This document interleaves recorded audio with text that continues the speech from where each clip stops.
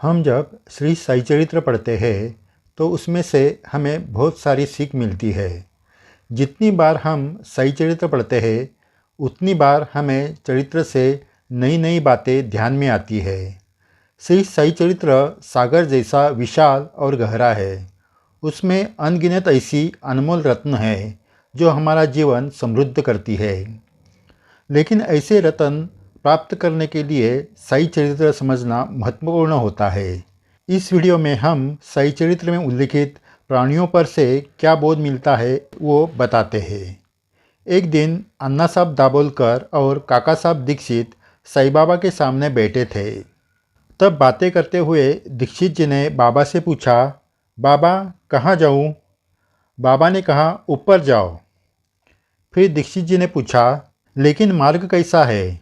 बाबा ने कहा, ऊपर जाने के अनंत मार्ग है। एक मार्ग यहाँ सीढ़ी से भी जाता है। मार्ग खतरों और कांटों से भरा हुआ है। शेर, बाघ, भेड़िया इस मार्ग पर हमें खाने के लिए बैठे हैं।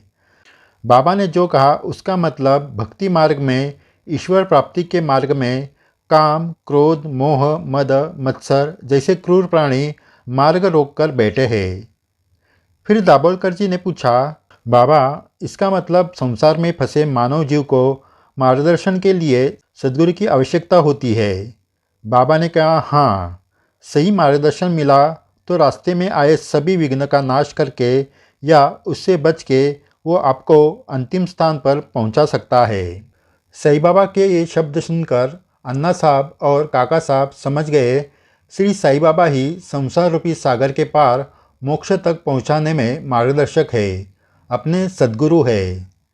ऐसे सद्गुरु का चरित्र हमें इस कलयुग में मार्गदर्शक है। इतना ही नहीं तो उसमें उल्लिखित किए हुए प्राणी भी हमें बोध देते हैं। ऐसे ही कुछ प्राणी से हमें क्या बोध मिलता है वो सुनो। साई चरित्र में छिपकली का नाम आता है। उसका आवाज़ सुनना या वो अपने शरीर पर गिरना अशुभ माना जाता है। इसलिए बाबा ने साई चरित्र के 15वें अध्याय में शुभ अशुभ इस अंधविश्वास से बाहर निकलने को कहा है।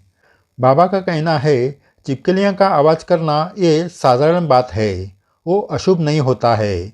अगर हम मन में अच्छा ही विचार करेंगे, अच्छा सोचेंगे तो हमारे जीवन में अच्छा ही होगा। अच्छे विचारों को ईश्वर का आशीर्वाद मिलता है। इसका उदाहरण भी हमें साई चरित्र में मिलता है। एक दिन दाभोलकर जी के मन में आया कि अखंड राम नाम का जाप करें। उस तरह उन्होंने सुबह से राम नाम लेना चालू किया। राम नाम का जाप करते करते वो जब द्वारकामई में आए तो वहाँ औरंगाबादकर नाम के भक्त बाबा के सामने भजन गा रहे थे। उसके बोल थे, राम बिना कुछ मानत नहीं। इसका मतलब ये है कि अपने मन में शुभ विचार हो गए तो बाबा किसी न किसी तरह उस बात के लिए हमें प्रेरित करते हैं। दूसरी घटना कैप्टन हाटे जी की। उनके मन में आया कि श्री साईं बाबा का हस्तस्पर्श किया हुआ सिक्का उनके पास रहना चाहिए, लेकिन ये बात उन्होंने किसी से नहीं कही। उसके मित्र जब शिरडी जाने लगे तो उन्होंने उनके साथ 1 रुपया का सिक्का बाबा को देने के लिए दिया। उस मित्र ने शिरडी जाकर बाबा के हाथ में वो सिक्का दिया। तब बाबा ने उस सिक्के को अलट पलट के देखा और मुस्कुराते हुए फिर वो सिक्का और उदी उस मित्र को देकर कहा, ये सिक्का जिसका था उसको दो और उसे कहो कि स्वस्थ रहे। इस तरह कैप्टन हाटे की अच्छी इच्छा बाबा ने अंतर्ज्ञान से जानकर पूरी की। श्री साई चरित्र में सुअर का भी नाम आया है। सुअर हमेशा कीचड़ में पड़ा रहता है, लोगों का मल खाता है और अपने ही बंधु पर भड़कता है। उसको अच्छा क्या और बुरा क्या ये सोचने का भी दिमाग नहीं होता। बिना कोई कारण दूसरों का बुरा बोलने वाले लोग इस सुअर की तरह होते हैं। ये चरित्र में से बाबा ने सिखाया है। एक दिन श्री साईं बाबा लेंडीबाग जा रहे थे। तभी कुछ भक्त बाबा के दर्शन के लिए आए। उनको देखकर, वही कीचड़ में मल खाने वाले सुअर को देखकर बाबा बोले, वो सुअर को देखो कैसे मज़े में मल खा रहा है, उसमें उसे आनंद मिल रहा है। वो दर्शन लेने वाले भक्त समझ गए कि कुछ देर पहले वो कुछ लोगों के बारे में बुरा बोल रहे थे। वो बाबा ने जान लिया और ऐसा करना मतलब सुअर की तरह कीचड़ में पड़ना या मल खाना जैसा है। श्री साई चरित्र में बकरे का भी नाम आया है। बकरा मतलब एक दुर्बल प्राणी, किसी को तकलीफ न देने वाला। इससे ये बोध होता है कि अपने मन में कभी दुर्बलता का भाव नहीं होना चाहिए। बाबा हमेशा अपने साथ है, ये दृढ़ विश्वास मन में रख कर कर्म करना चाहिए। कभी भी निराश होना नहीं चाहिए। भक्ति मार्ग में दुर्बलता और निराशा घातक होती है। इसका एक उदाहरण साई चरित्र में है। एक दिन काका साहब दीक्षित नाथ भागवत पढ़ रहे थे। माधवराव देशपांडे और काका महाजनी वो सुन रहे थे। पोथी पढ़ने के बाद दीक्षित जी के मन में आया कि नवनाथ जैसी भक्ति करना कठिन है, ऐसी भक्ति करना असंभव है। इस विचार से वो निराश हो गए। अपना जीवन व्यर्थ है ऐसा सोचने लगे। माधवराव देशपांडे जी को ये उनके विचार पसंद नहीं आए। उन्होंने कहा, किसी की भक्ति कैसी भी हो, हम अपने तरीके से भक्ति करें। दूसरों के भक्ति मार्ग से अपनी भक्ति कम है ये कभी भी सोचना नहीं चाहिए। भक्ति करते ही रहना चाहिए। जो विभक्त नहीं वही सच में भक्त होता है, ये ध्यान में रखना चाहिए। फिर माधवराव ने दीक्षित जी को आगे कहा, बाबा के आज्ञा के अनुसार आप भागवत और रामायण पढ़ते हैं, लोगों को उस पर अपने विचार सुनाते हैं, रोज़ हरिनाम लेते हैं। फिर आप चिंता क्यों करते हो, निराश क्यों होते हो? माधवराव जी का कहना था कि श्री साई बाबा जैसे सद्गुरु हमें मिले हैं तो अपनी भक्ति सही तरीके से होगी और मोक्ष का द्वार खुल जाएगा।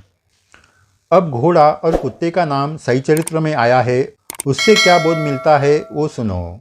कुत्ता और घोड़ा ये दोनों ईमानदार प्राणी है।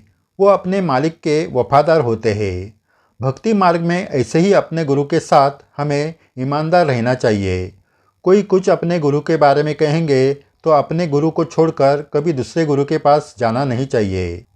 अपने ही गुरु की सेवा निष्ठा से करनी चाहिए। अपने गुरु में ही भगवान को देखना चाहिए। श्री साई चरित्र में बिल्ली का नाम आया है, उससे हमें क्या बोध मिलता है वो सुनो। बिल्ली हमेशा अपने पास ही रहती है। उसको कितना भी दूर करे तो भी आकर हमारे गोद में बैठ जाती है। कहीं भी छोड़कर आए तो वापस अपने पास आ जाती है। आखिरकार उसकी दया आकर हम उसे खाना देते हैं। वैसे ही साई भक्ति में हम बाबा के पास जाने की कोशिश करना चाहिए। वो कितना भी हमें दूर करने की कोशिश करे या कोई संकट आने से हम मन से दूर जाने लगे तो भी हमें उनके चरणों को कभी नहीं छोड़ना चाहिए। उनके सिवा हमारा कोई नहीं, इस भाव से उनकी सेवा करनी चाहिए। इससे उनको हमारी दया आ जाती है और उनकी कृपा प्राप्त हो जाती है। इस तरह और भी प्राणियों के नाम श्री साई चरित्र में आए हैं। इस वीडियो में से आपको मिली जानकारी कैसे लगी इसके बारे में कमेंट बॉक्स में ज़रूर लिखिए। देखने वाले दर्शकों के संख्या पर, उनके विचारों पर इस विषय पर आगे का वीडियो तैयार करेंगे। आपकी राय ज़रूरी है। जय साई राम।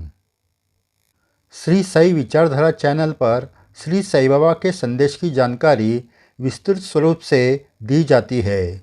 ज्येष्ठ साई भक्त और जिन्होंने साई साहित्य पर संशोधन किया है ऐसे मान्यवर भक्तों के विचार अभिवाचन के माध्यम से सुनाए जाते हैं। अगर आपने ये चैनल सब्सक्राइब नहीं किया तो ज़रूर कीजिए। साई सेवा करते वक्त आपको ये चैनल दीपस्तंभ की तरह मार्गदर्शन करेगा। जय साई राम।